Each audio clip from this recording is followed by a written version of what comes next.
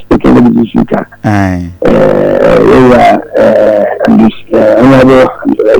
Yeah. The kind of majority. I had been going the Parliament to cry with the Super Media point. Yeah, we can make the first of Ghana. I think probably the case of look at travel to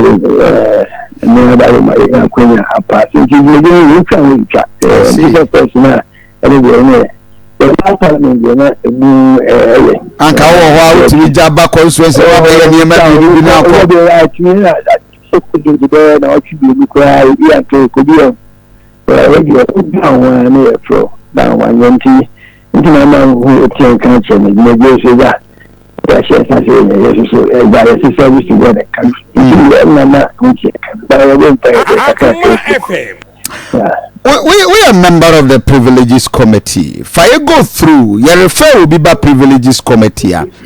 What it is, why Bonnie B? Because you have to say, the Speaker of Parliament, I refer 3 people. The last time I listened to him live, I said, Mombrana mun decide on their feet. Is that Kennedy Akompre Jabon, Harry Courty, Adwa Safwa, Mobabi, you are different. I should be German answer then. Oh, parliamentarian, idea,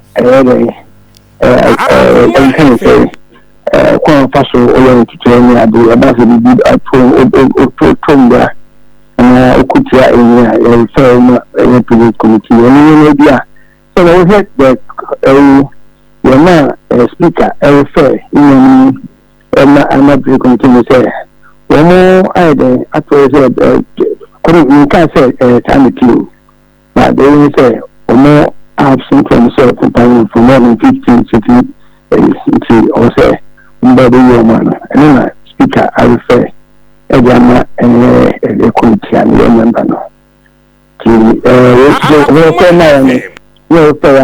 Chairman, so the first speaker, we are another just issue. Into another that I invite a committee when we said the ground rules, you know, quite the first one, the first one. It's too early in the day to talk about CC and assassination, but the committee which we set the ground rules of engagement. And my understanding, Canada compare Japan, Harry Courty. What is Adwa Safo? What is the charge? Or my day free because we now hunte. And then for 23 times, if that is the case. But and then as a member of committee, I can speak to you. So we are fair. Okay. I'm doing prejudice. Yeah, I think so. You know, but we deal with the issues because as you speak now, and it's in the parliament and no the issue. Yeah, because it's definitely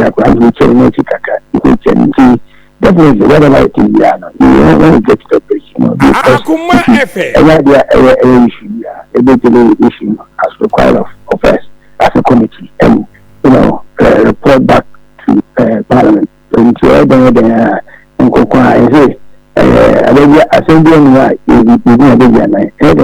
you get to it and deal with the issues. So you can deal with the merits and the merits of the case. But Ora Muntaka Mubaraka one mount a strong defense. In fact, what even Speaker Cry is wrong. I mean, to be answer man in that motion. So no make that reference. Muntaka position is. So that issue, I don't want to speak that issue. So that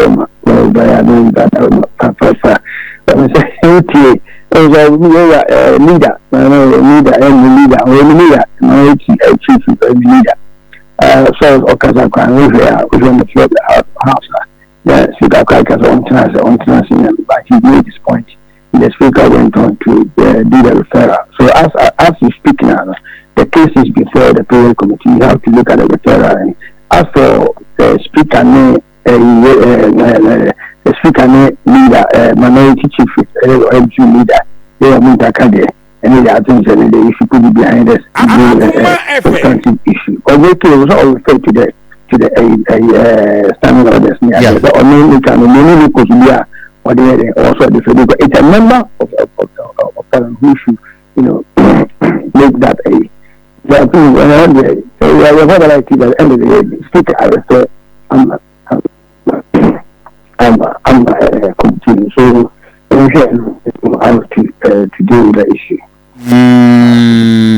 I say currently Mrasibijwe more you are on recession. Is that the case? That's the correct. Come Jimmy Generation come. So also and TV and my mission. You can make that one kind. You do committee, maybe also doing it. I know mission about join now with the uncle in coaching. But besides coaching, the committee another Jimmy and young cock Simban uncle. But I'm Jimmy and just maybe because we go and put it next echo to go and call make us a leader when corner and it's under TNT. We are on media, and you say, be a call you a concord. You need more high, you do high. Go committee, and because you look at an officer. I will not my way, when was second term of Mrasibijwe, right? Obeka said this time Mrasibijwe one kasa beginning in your introduction. Now kasa very challenging. What Ghana's democracy and I say divided Ghana and I say Ghana. What we are seeing now? Can be chair. Ghana for now, Obama MPP, 2016 election, overwhelming majority, 169, now it's 106. Now, His Excellency the President Nana Akufo-Addo, in the history of Africa, I stand to be corrected. So, opposition party, about first round, one touch, one touch with overwhelming majority. Akakena kedi one day. Now, before you are not your Kotuaba. Now, if I'm not a Kotuaba, now, look at the situation as we are in and as we face now. As the case of world parliamentary 127 from 127 from and back home. Now, I've heard the acquire. Now, there can be a chance, and even the can be a catching in the answer. 2 years, you said so. You can know also the sum. Everything is sooner, or more commissions now justify the confidence I like to. You really said baby, and so that's a oh, come over, Kakosomutuna, or Morden, or Medisubuti. Yeah, to me, then, physical, I just who am I? Yeah, I'm a fool. When I did a call amount for questions or not to chance infant support.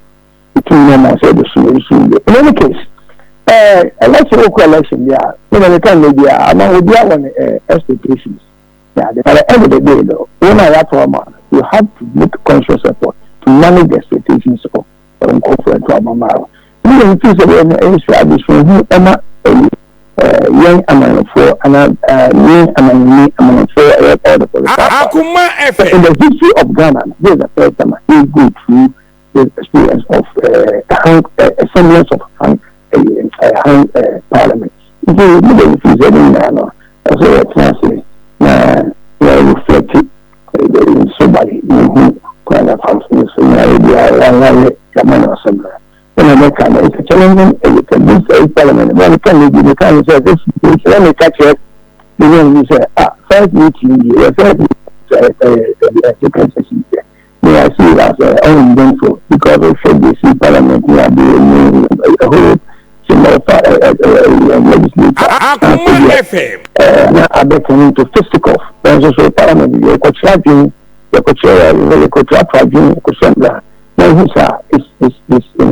is unproven is men can say and Sata and say, but in an some of one edition to be. Emmanuel Janshre, the member of parliament at Martin Wabeja South, and of course, member of the privilege committee. But very quickly, let me wrap up with you. I'm told you had more research on Senegal. As we don't I think can be called upon to parliament. But in taking, I think for me, first or second name, but anything we get to see, even as we are on the partner, we can be called upon. Issue as I recall and say, but tentatively for resumption, I think the first week or second week of May. But in fact, quickly, I'm very firm,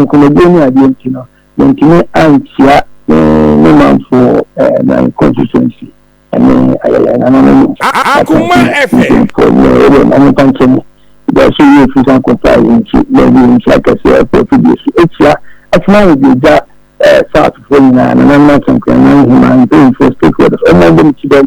Starting for let's say, because of empire, my short with your catch from myself. I'm not going to say, we're going to come with the asset. You remember, I said, I said, you did the other master. Well, then she said, I'm not. So you also need that as empty. I'm not really that. But also, that's not it. Yes, I can't let you, I can't do it, which is an amount of my yes, I can't give you to check us in the dinner. I don't really get that. So, I mean, if they take for it, that's one transfer. Okay. Anyway, but man for constituency after some passing this issue of e-levy when your course because it been mastered or more phones no scroll would draw na reaction feedback after this e-levy passage then our constituency for Africa. Oh, the only that was a bedroom of the parliament waiting apart because no for parliament about I come about saying a passage. Mama, about the Iron. Oh, I see.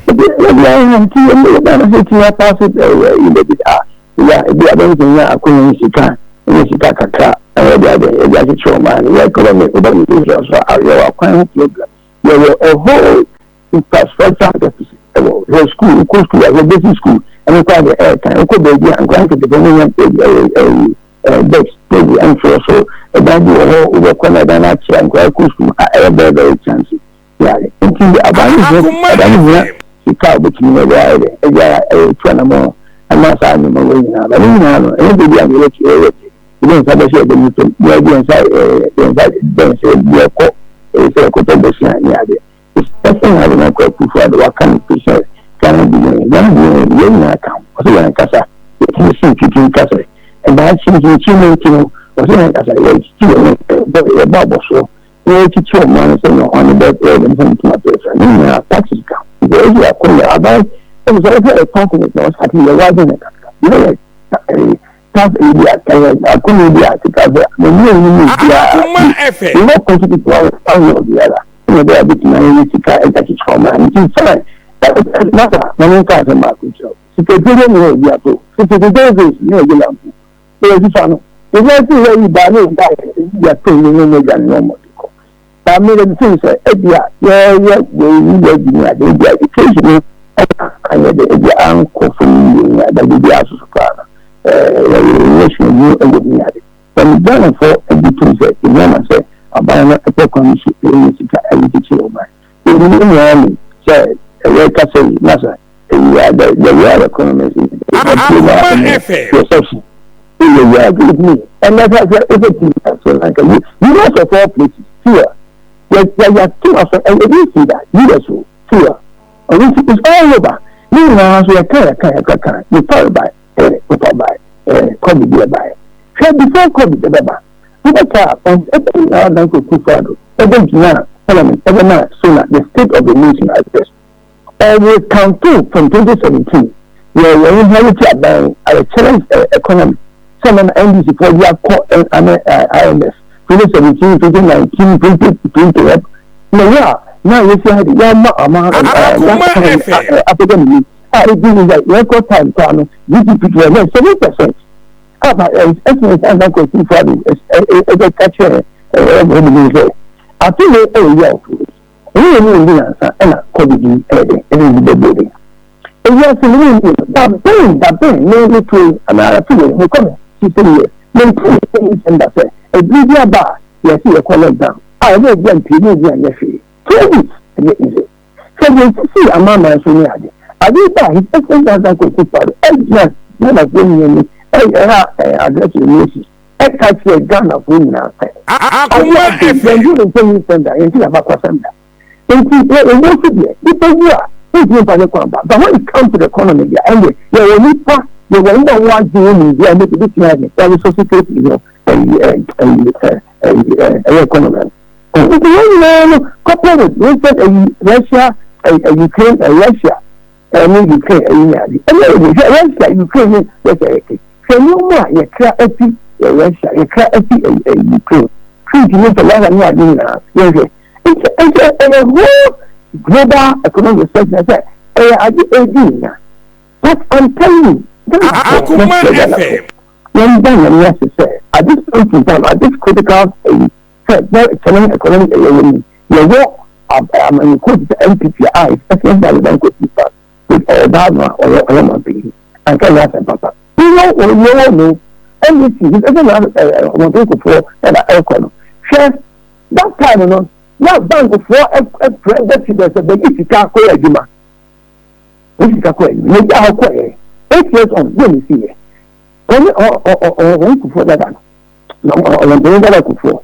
Also, I am the question. 8 years on, NBC for you go to IMF to seek policy credibility. For Christ's sake. If you not say, no, don't want to air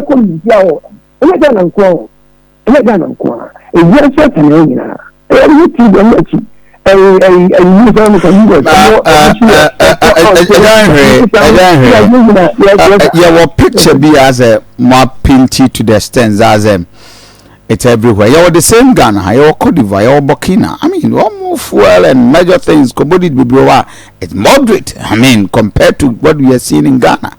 It's not entirely true them.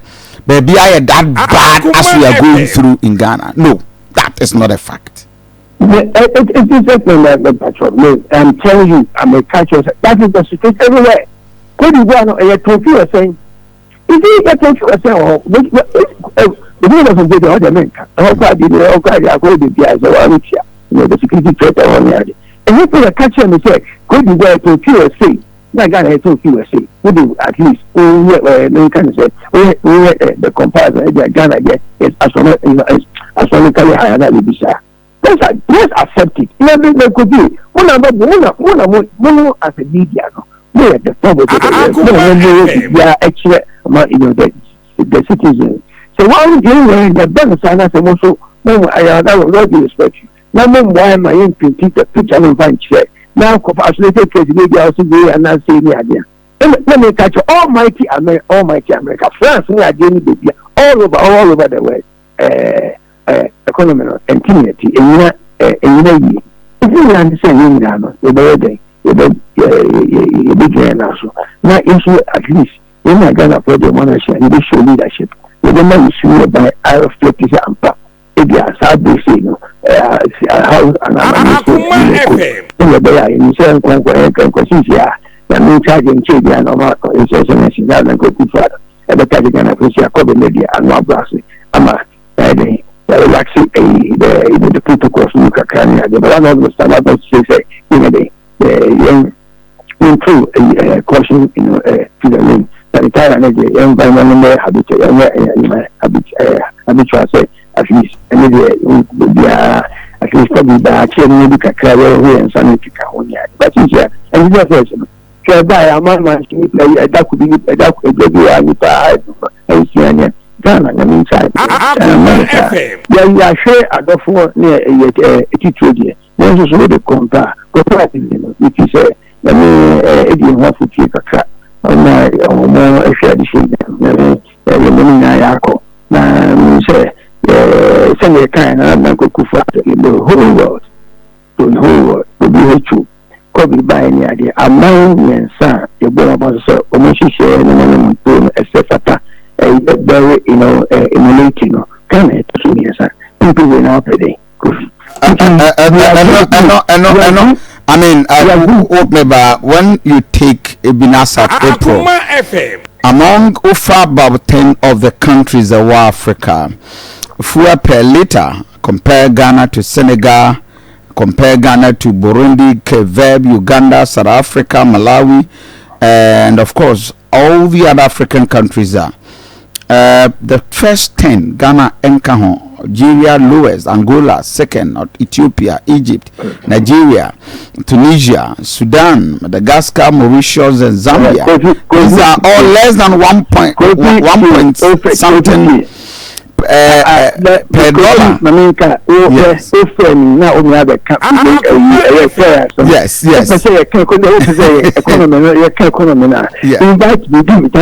Now you bring your case, I also make my case. Then the whole listeners, the listening I appreciate it. We are more than grateful.